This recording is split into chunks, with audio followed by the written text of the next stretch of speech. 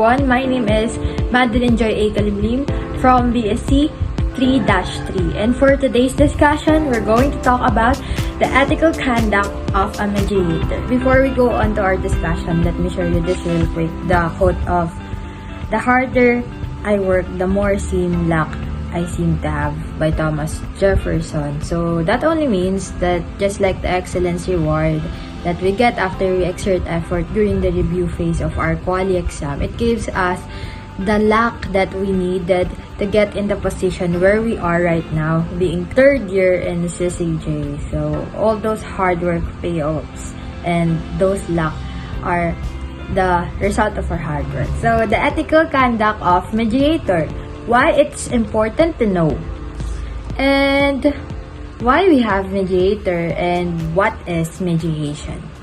Have you ever been curious about those? Let's answer those questions that we have on our mind if we are curious. So as you can see on the photo, we have, for example, in real life, we have two parties that having disputes and needed to be settled as soon as possible. Binishida in the middle will act as the mediator, and the work or the function of a mediator is to maintain the harmonious relationship and the respect between the both parties during the settlement of the dispute.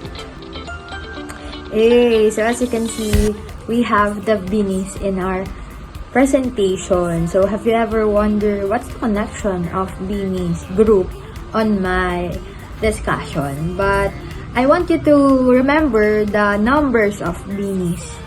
So they are 8, right? Okay, so later on, we're going to connect them. There. Okay. So now you can see the connection of the bini group on my discussion.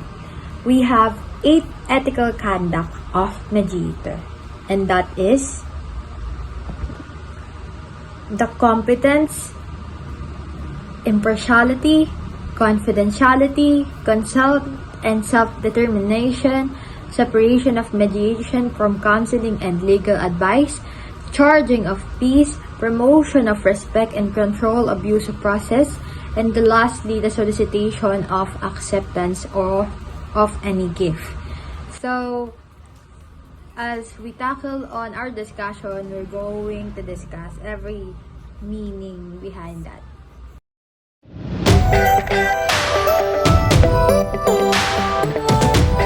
Bini Colette for competence. So as we can still remember our last activity on Miss A, it's about having advocacy on ADR, and some of our advocacy there is to give seminars and trainings on the mediator itself. So it focuses on the experience and skills of the mediator who will going to handle the disputes between the two. For example, if the party A or party B ask the curriculum vitae of the mediator, he should be able to give it to them. Checking the background history of mediator would help and be beneficial in solving and handling the conflicts between the two parties. That's the first competence. Okay, so Bini Stacy for impartiality. Second thing that a mediator should possess is not to take sides and being fair on both parties. The duty of a mediator is to serve equally both parties and shouldn't be involved on any personal connections. Remember that, okay? Shouldn't involve. We encourage to attain peace and fair on every ADR take place, or alternative dispute resolution. We should attain justice and fair manner resolving the dispute.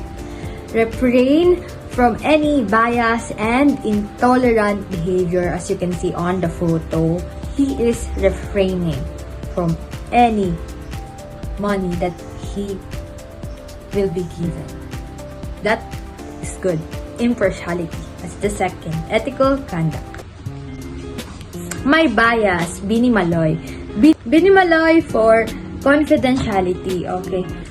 So, a mediator must keep all information from the mediation private. Okay? Setting an example, the segment of face-to-face program that is airing on television where Chang Ami is the host, all of the important details and information about the dispute are exposed. Okay? Okay? So, as the third ethical conduct that a mediator should possess, all of them should be professional and trustworthy on every specific case that they will handle. Especially on those cases just like sexual harassment, family conflict, and many more. They should keep it privately and don't needed to be exposed. That's the confidentiality. We are on the half of ethical conduct of a mediator. So, self-determination for Bini Aya. I hope you guys are still alive there. Are you still okay? Okay. So, for our fourth ethical conduct, the mediator knows that he is not in control about the result, but the two parties should own the decision and the problem. Meaning to say, the mediator is there to let the parties see their options, guide them by their decisions, but at the end of the day, the mediator will be the one who just help them and not own the decision on their problem.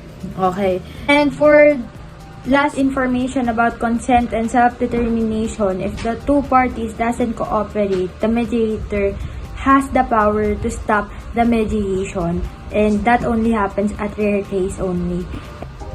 Bini Gwen for separation of mediation from counseling and legal advice. So the title is very long, but if you're able to check it, you'll understand it on its own. But we should further explain it, and according to Article 3.10 on RA 9285, the mediator might suggest to get professional advice before making decision or signing agreements. They shouldn't help one of the parties in that other job unless everyone agrees. So it just means that the mediator is not the one to counsel or give professional advice to the both parties. And there are certain situations that parties ask for personal opinion of the mediator, and there's nothing wrong, it's okay as long as both parties agrees on it. Charging of fees for Bini Sheila.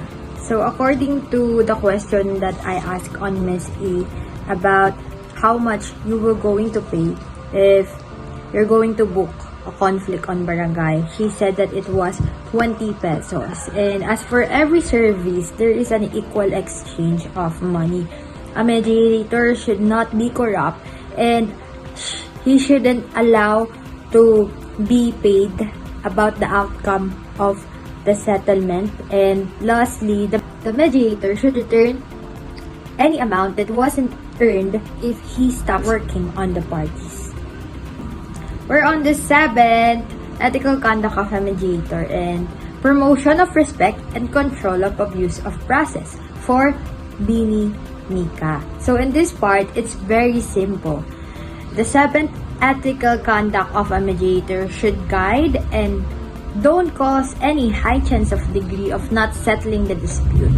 Here, the compassion and patience of a mediator will be tested, and it's quite challenging duty, but most of the time it's worthy of success. Okay, so here it's just maintaining the respect on each side of the both parties, saving the best for last.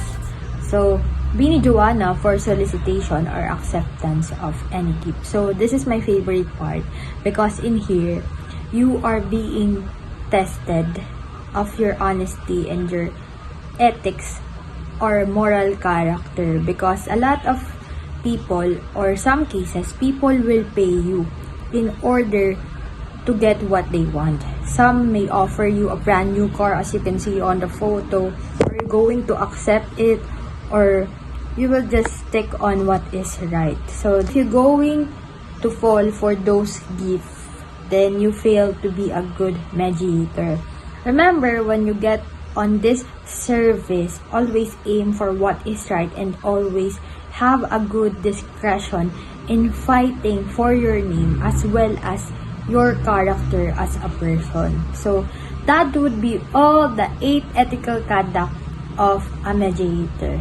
And please read the summary on your own so that you'll be able to grasp all the knowledge that I've already discussed. So for our conclusion, here it is.